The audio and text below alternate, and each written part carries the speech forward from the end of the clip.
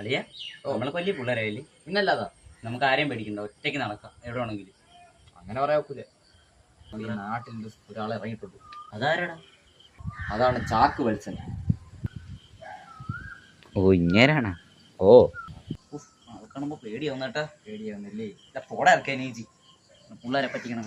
ഇവയാണെ വിശ്വസിച്ചാ പോടാ അങ്ങനെ വായിക്കാത്തോട്ട്. ഇതിന് തീവണ്ടി വരുന്നു.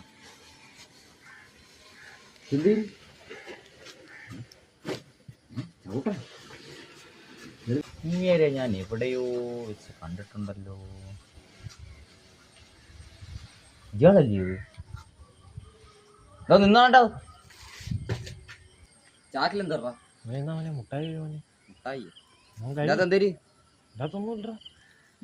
ഞാനാണ്. ഇത് ജിത്തുല്ലേ?